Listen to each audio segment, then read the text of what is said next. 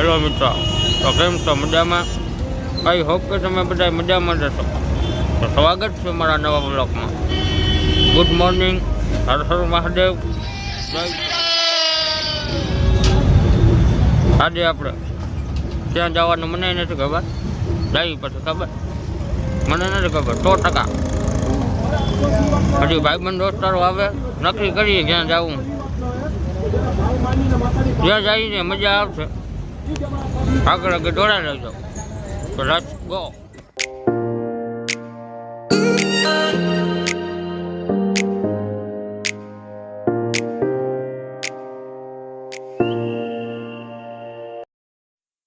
Hello મિત્રો, તો આપણે હવે જવાનું છે માટે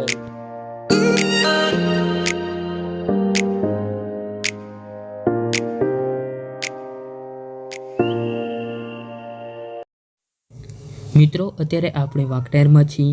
આપણે મહાકાળી મંદિર પર જઈએ છીએ, જે ટેકરી પર આવેલ છે. અને આ ટેકરીની તળેટીમાં ગાયત્રી શક્તિપીઠ આવેલ છે. આ રસ્તો ગાયત્રી શક્તિપીઠમાંથી થઈને જાય છે.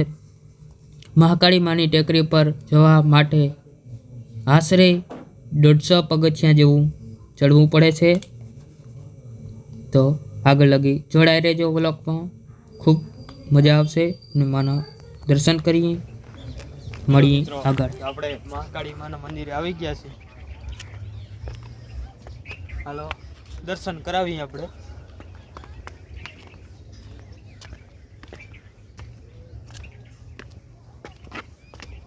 પછી આપણે ક્યાં જવાનું? માટેલ. હા, ખોડલ માના દર્શન કરીએ. બ્લોકમાં આગળ લગી જોડાઈ રહે.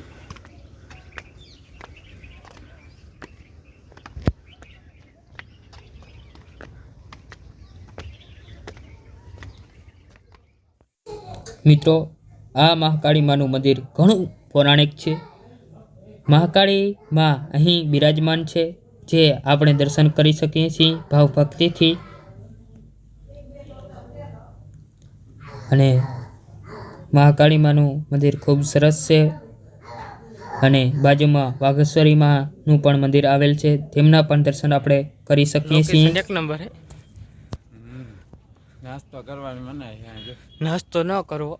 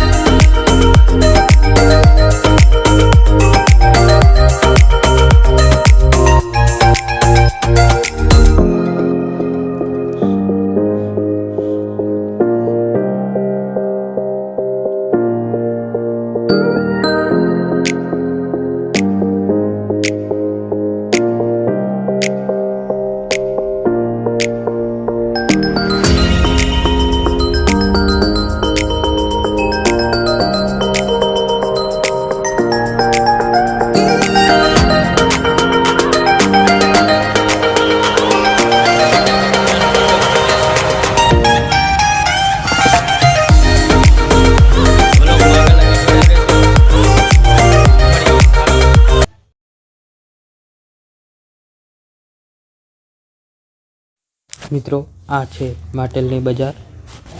મિત્રો, આપણે અત્યારે માટેલ માતાજીના દર્શન કરીએ. માટેલમાં આવેલ ખોડિયારમાંનું મંદિર ખૂબ પ્રાચીન છે. અને માટેલે ધારાનું શું ચમત્કાર છે તેની પણ વાત કરવાના છીએ આગળ, એટલે બ્લોગમાં જોડાઈ રહેજો.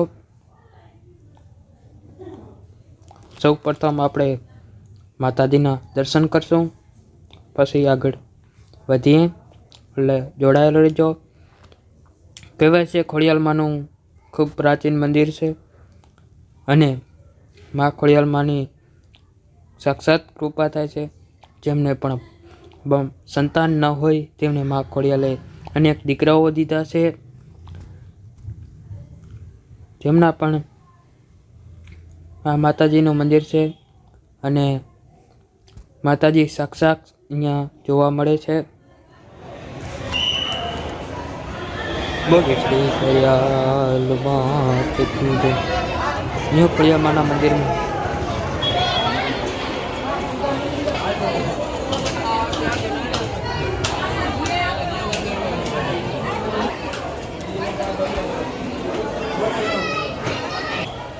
અહીંયા ખોડિયાર માનું મંદિર આવેલ છે તે ખૂબ પ્રાચીન છે.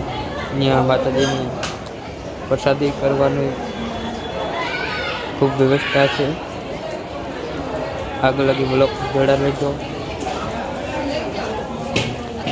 અને ખોડિયાર માના ત્રિશુલ છે એ લોકમાન્યતા એવી છે દર વર્ષે થોડું થોડું વધે છે.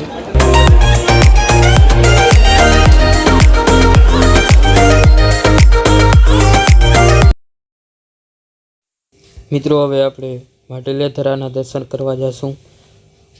ચમત્કાર શું છે? દુકાળમાં પણ માટેલિયા ધરામાં ક્યારે પાણી સુકાતું નથી. શું છે રહસ્ય? આ છે માટેલિયા ધરો. અહીંયા સાક્ષાતમાં ખોડિયાર જોવા મળે છે. કહેવાય છે કે આ માટેલિયા ધરાની નીચે જ ખોડિયાર માતાનું સોનાનું મંદિર આવેલું છે, પણ આજ દિન સુધી ધરાનું ક્યારે પાણી સુકાયું નથી અને મંદિર દેખાયું નથી. એક સમયે કોશિશ કરવામાં આવી હતી એક બાદશાહે, પરંતુ એ નાકામ રહ્યો અને મા ખોડિયાલે પરચા પૂર્યા.